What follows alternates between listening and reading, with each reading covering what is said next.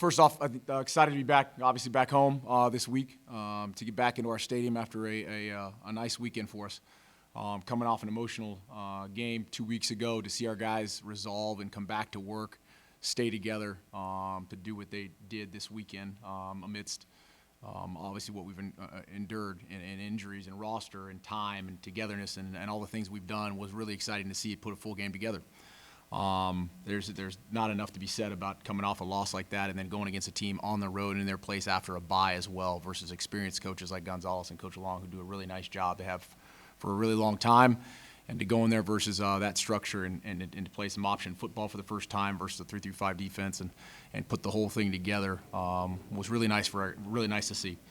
Again, there's a lot of things that we talk about identity-wise that showed up. There's a lot of effort. There's a lot of toughness. There's commitment to each other. There's discipline. We had one penalty in the whole game.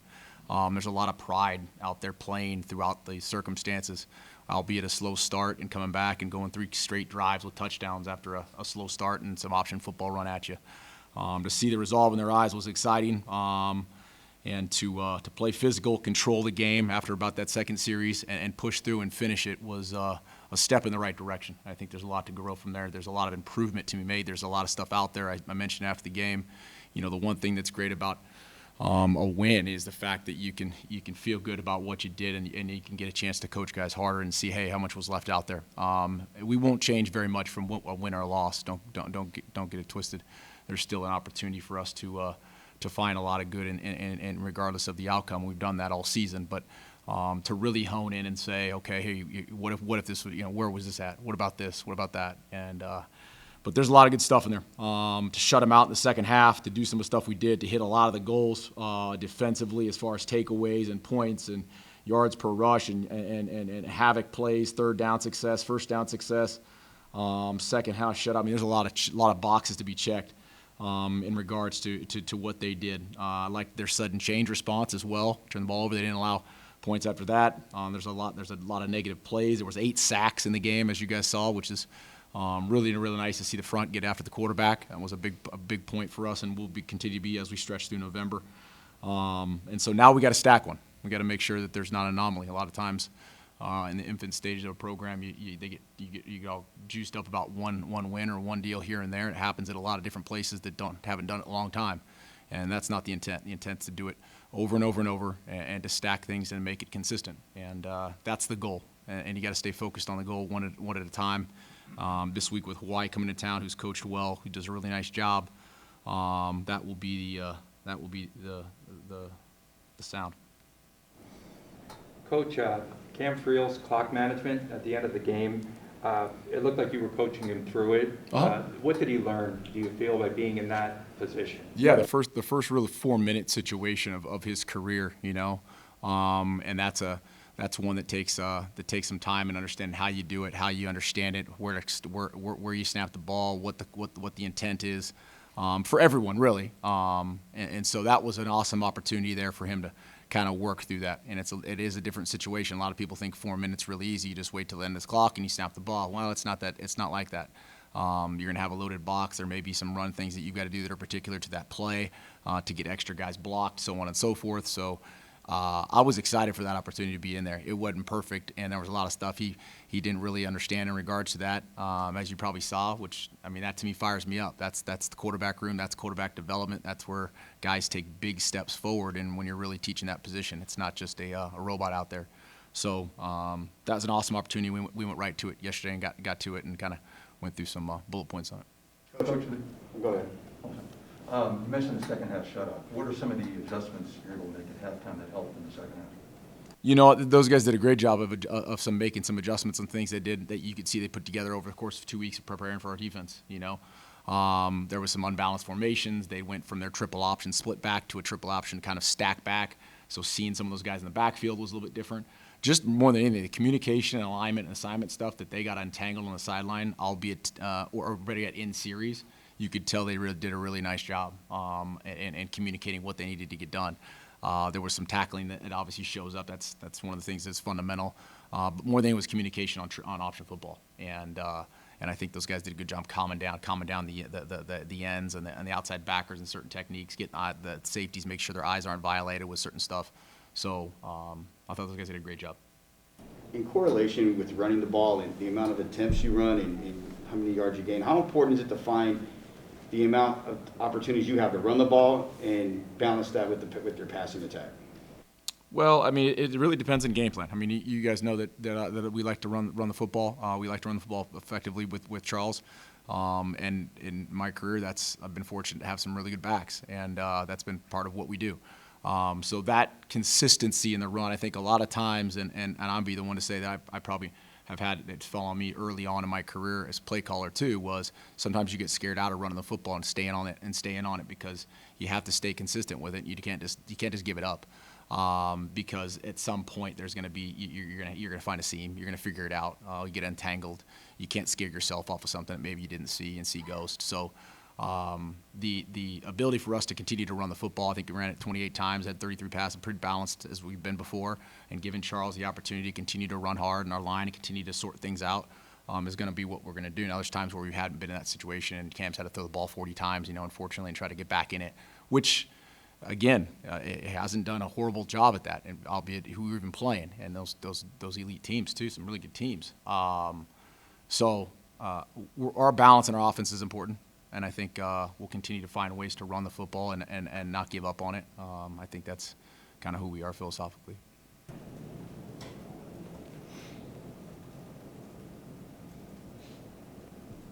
Mike, you got it?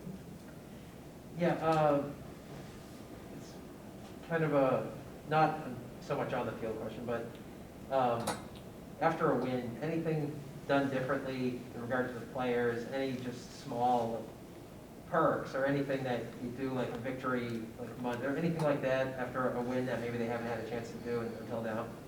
Just celebrated in the locker room. You guys saw that. I mean, that to me is a big deal. I think that, and you guys have heard me say that, and you probably heard me say that, I told these guys, we're going to celebrate after the game now. It's hard to win a football game. I mean, they gave me the game ball afterwards. The players gave me a game ball afterwards. I gave it right back to Charles, who broke a record, and right back to the group, because this is a team deal. And winning a football game is really hard. And you got to enjoy it, and you got to savor it. I had some really good mentors who'd done this a really long time, and they instilled that early, because I think the older they got, the more they realized that, and I think Coach Walsh said it best one time, he was just relieved they didn't lose. And that can't be it. That's not the way you play this game. You can't just be relieved you didn't lose. You have to celebrate the fact that you won the game and you found a way to get it done, and you put in all this work, and you got to have that excitement and that fun and build that emotion together. That is a huge piece of sports. That's a huge piece of any success as a team or a family, is celebrating your victories and not just worried that you didn't fail. That worry is instilled because of usually the surroundings. That's the noise outside. That's unfortunately the world we live in is, oh, well, you got it done. Well, no, you won a game. You found a way to get it done. You persevered. You got up. You fought back. It's the same thing we've been talking about.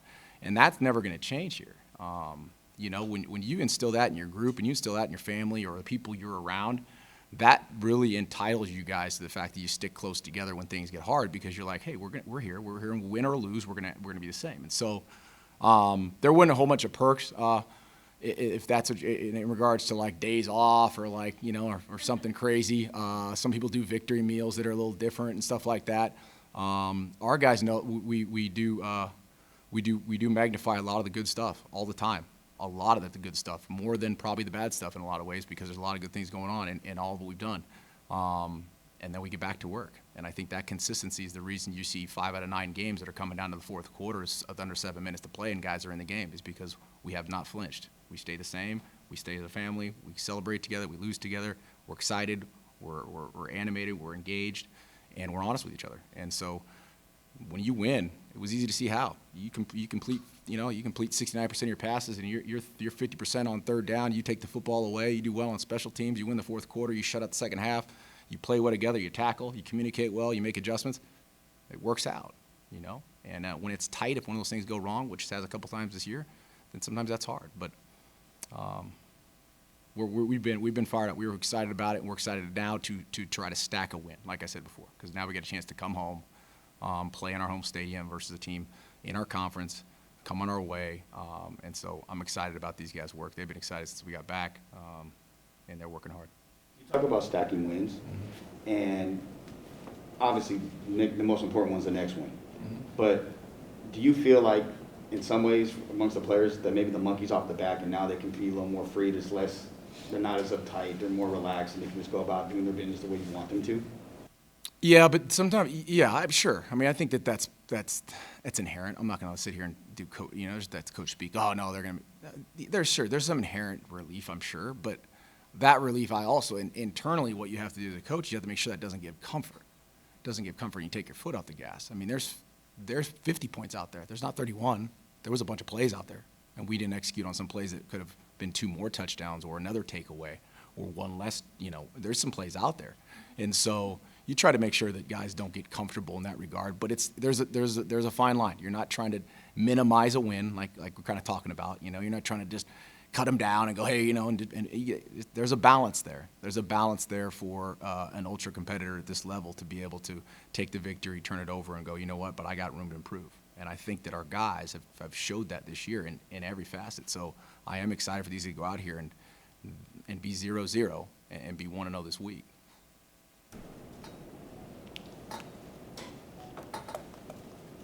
Can you talk about Ajike's availability, and if that's the kind of injury that you could put a cast on, a club on, kind of old school, and have him out there? Yeah. Unfortunately, that's not my call. It's the doctor's call, and it's AJ's call. It's really unfortunate to us to have that happen with a guy who's playing so well for us and is such a leader in our deal, to go out and practice and then not be able to play. And I'll bring up Beaudry in a second. But as far as the medical piece to it, if that's really the doctor's call. I'd be lying to say I know. We're going to go with him and the best available information, and then the best for AJ. If he can't go, it's really unfortunate, but we're going to support the care of our healthcare professionals. And then to see Kyle Beaudry step in and do what he did on a call, it really says a lot about the preparation that this group is doing together, because Kyle hasn't played many snaps at that position all season. They go in an option football game with a pretty tight plan, and do what he did was awesome. And so that speaks holistically to the group and the kids that I say the other day are pushing this agenda. And my hat was off to him. I'm fired up to see him have played like that and to continue to go if he's got to go. The offensive line didn't give up a sack. It was the first time all year. 0 sacks. 0 sacks is a big deal. We've harped on protection all year, and we're continuing to get better. We're not where we want to be at, nor would we think we would be. But much more consistency, better communication. We had some big conversions through protection. The backs did a better job. The tight ends that are in the game are new guys too. There's Gemini in the game. There's Kui in the game. There's Godfrey in the game. I mean, we got guys who weren't even in that rotation this year going in and doing some protection adjustments to see them go through that game and throw the ball down the field. We weren't just throwing bubble screens. We throw the ball down the field. So they did a nice job. It was really, really good to see. And so with that comes expectations and comes demand. And now that we've been able to show we can do certain things, it just doesn't disappear. They know I won't let them forget. What is the status of Doug Rumfield now, health-wise? Doug's, again, seeing guys here today to see where he's at. Now he's got an ankle injury that's it's hampering him, unfortunately. And so we're to be determined here once we get into a meeting here tonight. You looking forward to a Saturday 1 p.m. game? A rare thing around here? I am ecstatic about a 1 p.m. kickoff. I love early games. I like afternoon games. We can get up and go. I like opportunities for fans and everyone to come. I mean, this is, the one thing that we talked about a little bit, and without getting too much into what the game's about, but, Hawaii coming here and this being the 9th island, this is an awesome opportunity for our fans to get out and be fired up about a place that is competitive in regards to how we term it. So I'm fired up to have a 1 p.m. game, and hopefully the fans are too. I know our players are, and our staff is, to get up and go. And again, just to be home and have another opportunity for our guys to build is really the march. Coach, it's been an intense rivalry, Hawaii and UNLV over the years, intense on the field and in the stands at times, certainly. Perhaps a reason for the one-on-one start. Your thoughts on just the intense feeling between the two teams, between the two communities? You mentioned the Ninth Island. Yeah, no, I mean, I'm sure there's an inherent relationship based on where a lot of those people, a lot of our family and stuff are from. A lot of our players and stuff are related and know a lot about each other, which makes for a great game, a great pageant. Hopefully, it's all legal, and I can't control anything that's in the stands, obviously, let alone what time kickoffs most of the time. But I do love the fact that if there's some excitement and some emotion about the buildup of a game between two teams, I think that makes it fun. Anything else? Yeah, I wanted to ask about, you have some guys who are probably out for the year, Naki Fahina, Rex Goosen. I wanted to talk about their contributions, to the culture and getting that first win, because those are guys who might be unsung dudes on this team. Yeah, no, there's that list goes on, Steve. It's Naki, you mentioned, Rex being our starting long snapper, Bean, Gio's back, Tyleek, Doug, Noel's been in and out, whether it comes back or not. I mean, AJ, that's TBD. We got 6 to 8 starters in an infant stage of our program who have made major contributions, not only on the field, but in the offseason.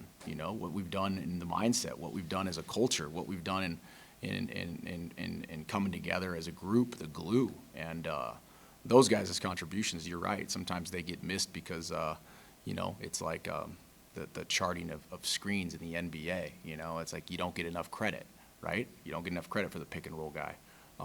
But those are not, they don't go missed for us. I mean, the same reason that Rex is a guy we celebrate often, the same reason we celebrate all those guys, man, is that we try to highlight everything that everyone has to do, because it is a we not me deal. This is a football team, man. There's not enough of us to say it's only one guy, and to see those guys not have an opportunity to finish it out is a bummer, man. But it's the same reason that guys like Austin travel with us and the morale of the team. Anytime we can get those guys around and they're here as much as they can be to be around for us, with us, is an important piece of our program. Thanks, everybody. Thanks, guys. Have a good day. Generally, how's it feel to have a week coming off of victories? It's been a while. It's pretty good, just coming in this week, got some confidence going into next week. This is great for our team. The young guys got their first win and everything in this program, and then it's just great to, be back in the win column. Honestly, we worked so hard for this, and, now we want to keep it rolling. Chuck, do you feel like a different energy in the building when you guys got back? Yeah, of course, when we got off the plane, everybody was excited. Just knowing, we finally did what we were supposed to do, and it came out with a W. And then just all the hard work and dedication that we've been, doing from the winter all the way to here, it paid off. You tend to have good games against Hawaii. Talk about this kind of rivalry, Hawaii-UNLV. I could say since my freshman year, it's always been either a close game or a game where it's up and down. And, last year it was kind of the same way. We let it kind of go at the end. But I feel like this year, it's going to be a pretty good game. And, they're explosive on offense, and, they have a solid defense. So, it's going to be a good battle between us two. Jacoby, you guys switched from like a 30 front to go to a bare front last game. Talk about how, at halftime, that adjustment, how that played into how you guys played in the second half. I just really think coaches dialing in on what the offense was trying to do to us. They started off fast, we started off slow. We went into halftime, made the adjustment, and came out, and made them shut out, and then scored the second half. So I think it was a pretty good adjustment. Jacoby, knowing that New Mexico couldn't throw the ball, did it feel good to be aggressive and to load up the box and just to get after it? Yeah, that felt awesome, man. That's the best part of the game is, the physicality standpoint of it. So I was just excited to know I was going into a game that, they wasn't going to throw the ball a lot. It was going to be more of a, the seven front, the people in front, the battle of the trenches. So that was exciting going into that game. Charles, how relieved are you to get the breaking school record, just to get it over with? Just something, one less thing to worry about, but it's going to keep me going because, the whole reason why I was, coming back was, also to help the team win and stuff like that. But, breaking a record is, something where I could set my name in stone here. I did something right. And I feel like, now since I broke, this is the best thing I could do is keep going and try to get like 4K, something like that, just to keep me motivated, I guess. So in my opinion, it was great breaking the record. Shout out to Lexington, shout out to Tim Cornette. Those dudes, set the standard, and the next great back that comes through here, I hope he comes and breaks it too.